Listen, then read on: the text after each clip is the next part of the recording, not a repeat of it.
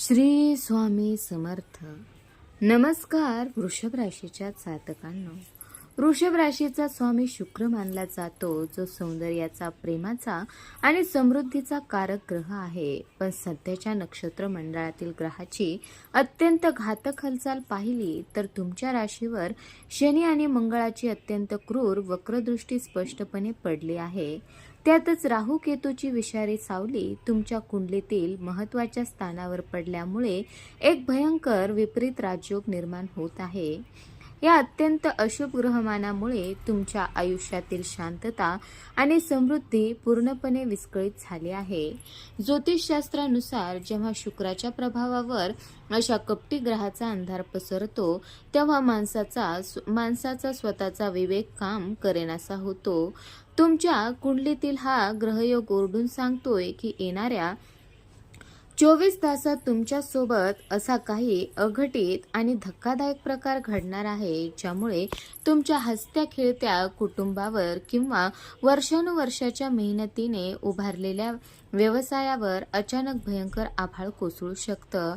वृषभ राशीचे लोक अत्यंत संयमी, मेहनती आणि प्रामाणिक असतात. कुणाची वाईट विचारही मनात आणत नाहीत आणि प्रत्येकाला मनापासून साथ देतात. पण दुर्दैवाने ग्रहाची ही वक्रचाल सांगते की तुमच्या याच चांगुलपणाचा, शांत स्वभावाचा आणि आंधळ्या विश्वासाचा गैरफायदा घेऊन तुमच्या पाठीमागून पहिला वार करण्याची पूर्ण तयारी झाली आहे. वृषभ राशीच्या जातकांनो, आता तुमच्या मनात सर्वात मोठा प्रश्न निर्माण झाला असेल की तुमच्यावर असा भयंकर कट रचणारा हा छुपा शत्रू नेमका कोण आहे. ज्योतिषशास्त्राच्या सखोल अभ्यासानुसार जेव्हा वृषभ राशीच्या कुंडलीत असा विषयोग तयार होतो तेव्हा शत्रू कधीही बाहेरचा किंवा अनोळखी नसतो. ती व्यक्ती तुमच्या अगदी जवळची असते, जिच्यावर तुम्ही डोळे झाकून विश्वास ठेवता आणि जिच्यासोबत तुम्ही तुमचा प्रत्येक आनंद आणि दुःख शेअर करतात. चला तर मग तुमच्या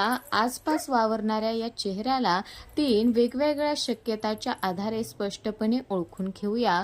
पहिली शक्यता म्हणजे ही व्यक्ती तुमच्या नात्यागोत्यातील किंवा कुटुंबातीलच एखादी अतिशय जवळची व्यक्ती असू शकते, जी तुमच्या समोर प्रेमाचा आणि सहानुभूतीचा खोटा आव आणते. पण जेव्हा तुमची प्रगती होते, तुमच्या हातात पैसा येतो किंवा घरात एखादा आनंदाचा क्षण येतो, तेव्हा तिच्या पोटात भयंकर दुखू लागतं. तुमच्या शांत आणि सुखी कुटुंबात वाद निर्माण करणे, पती पत्नीमधील किंवा भावाभावामध्ये विष पेरून तुम्हाला एकटे पाडणे हाच या व्यक्तीचा खरा हेतू आहे.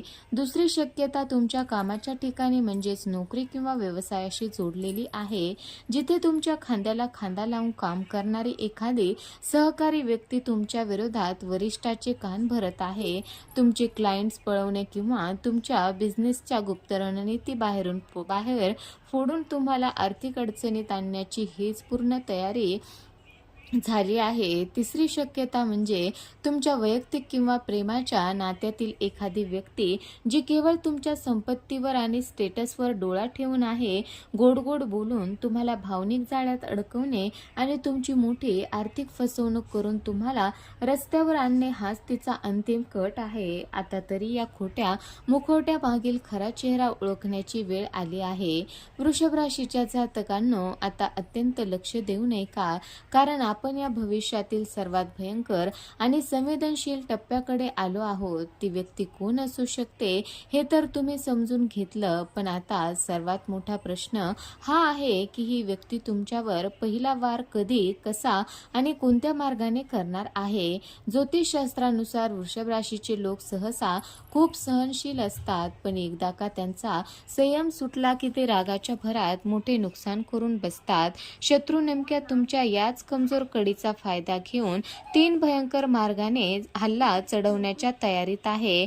पहिला वार म्हणजे तुमच्यावर लावले जाणारे अत्यंत खोटे आणि गंभीर आरोप. राहूच्या तीव्र प्रभावामुळे ही व्यक्ती तुमच्यावर असा एखादा आरोप लावेल ज्याची तुम्ही कधी कल्पनाही केली नसेल. नोकरीच्या ठिकाणी असेल तर पैशाच्या गैरव्यवहाराचा किंवा कामात निष्काळजीपणाचा आळ आणून तुमची नोकरी धोक्यात आणली जाईल आणि कौटुंबिक नात्यामध्ये असेल तर वाद थेट कोर्ट कचेरीत किंवा पोलिसापर्यंत घेऊन जाण्याची धमकी दिली जाईल.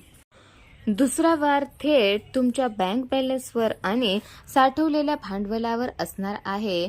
वृषभ राशीचे लोक नात्यासाठी काहीही करायला तयार होतात हे या शत्रूला ठाऊक आहे. त्यामुळे स्वतःवर खूप मोठे संकट आल्याचे खोटे नाटक करून रडून पडून तुमच्याकडून मोठी रक्कम उकळण्याचा किंवा खोट्या योजनेत पैसे गुंतवायला लावून तुम्हाला कंगाल करण्याचा कट रचला गेला आहे. आणि तिसरा वार तुमच्या समाजात असलेल्या प्रतिष्ठेवर होईल. तुमचे वैयक्तिक मेसेज किंवा गोपनीय गोष्टी लोकांसमोर आणून तुम्हाला मानसिकदृष्ट्या पूर्णपणे तोडण्याचा प्रयत्न केला जाईल. तर वृषभ राशीच्या जातकांनो, शत्रूने कितीही मोठा चक्रव्यूह रचला असला आणि ग्रहाची चाल कितीही विपरीत असली तरी घाबरून जाण्याची अजिबात कारण नाही. कारण ज्योतिषशास्त्र फक्त संकटाची जाणीव करून देत नाही तर त्यातून सुखरूप बाहेर पडण्याचा मार्गही दाखवते. येणाऱ्या काळात शत्रूचा प्रत्येक डाव उलटवून लावण्यासाठी आणि स्वतःचे तसेच कुटुंबाचे रक्षण करण्यासाठी तुम्हाला चुकूनही या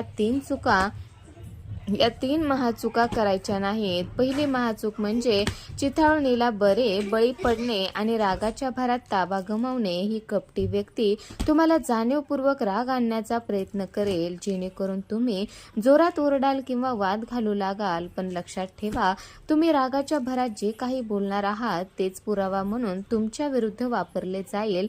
त्यामुळे समोरच्याने कितीही चिथावणी दिली तरी पूर्णपणे शांत राहा. तुमची शांतता हे शत्रूचे सर्वात मोठे पराभवाचे कारण ठरेल. दुसरी आणि तिसरी महाचूक म्हणजे अतिविश्वासाने पैशाचे व्यवहार, तुमचे bank details, password, business plans किंवा गोपनीय गोष्टी कोणत्याही जवळच्या व्यक्तीसमोर उघड करू नका. तसेच कुणी कितीही रडण्याचे नाटक केले तरी येत्या काळात कोणालाही मोठी रक्कम उधार देऊ नका किंवा जामीन राहू नका. या काळात दिलेला पैसा परत येणे कठीण आहे. या तीन चुका टाळल्यास शत्रूने रचलेला डाव त्यांच्यावरच उलटेल. तर वृषभ राशीच्या जातकांनो, आता या भयंकर ग्रहाच्या संकटातून बाहेर वाईट नजरेपासून आणि शत्रूच्या प्रत्येक षडयंत्रातून स्वतःचे तसेच आपल्या कुटुंबाचे रक्षण करण्यासाठी सर्वात शक्तिशाली आणि सिद्ध महाउपाय जाणून घेण्याची वेळ आली आहे. जेव्हा सर्व रस्ते बंद वाटू लागतात तेव्हा ईश्वरी शक्ती आणि शनिदेव बजरंगबलीचा आशीर्वादच आपल्याला सर्व संकटामधून सुखरूप बाहेर काढतो. हा महाउपाय तुम्हाला येणाऱ्या शनिवारी संध्याकाळी म्हणजे सूर्यास्ताच्या वेळी साधारणतः 6 ते 7 या वेळेस करायचा आहे. एका सुख नारळ घ्या आणि त्यात वरच्या बाजूला थोडे छिद्र करून थोडे काळे तीळ भरा. त्यानंतर जवळच्या मारुती मंदिरात किंवा शनी मंदिरात जा. तिथे सर्वात आधी शनिदेवासमोर किंवा बजरंगबली समोर मोहरीच्या तेलाचा दिवा प्रज्वलित करा. मग तो नारळ आपल्या हातात धरून तुमच्या डोक्यावरून घड्याळाच्या उलट्या दिशेने 7 वेळा फिरवून उतारा करा. हे करताना ओम शनीश्वराय नमः या मंत्राचा मनातले मनात जप करा आणि हनुमान चालिसाचा एक पाठ पूर्ण श्रद्धेने करा. हा जप पूर्ण झाल्यानंतर तो नारळ मंदिराच्या पायरीवर किंवा मारुतीरायाच्या चरणाजवळ अर्पण करा. तिथून निघताना मागे वळून अजिबात पाहू नका आणि वाटेत घरी येईपर्यंत कोणाशीही बोलू नका. हा उपाय केल्याने तुमच्या राशीवरील सर्व वाईट शक्ती आणि शत्रूचे डाव भस्म होऊन जातील. वृषभ राशीच्या माझ्या प्रिय ताईंनो आणि दादांनो, जर तुम्हाला आजचा हा व्हिडिओ खरोखरच उपयुक्त आणि डोळे उघडणारा वाटला असेल तर व्हिडिओला आत्ताच एक लाईक करा. चॅनलवर पहिल्यांदाच आला असाल तर लगेच सबस्क्राईब करून बेल आयकॉन दाबायला विसरू नका. म्हणजेच येणाऱ्या प्रत्येक महत्त्वपूर्ण व्हिडिओचे नोटिफिकेशन तुम्हाला सर्वात आधी मिळेल. कमेंट बॉक्समध्ये पूर्ण श्रद्धेने जय बजरंगबली नक्की लिहा. मारुतीरायांची कृपादृष्टी तुमच्या संपूर्ण कुटुंबावर सदैव राहो हीच प्रार्थना.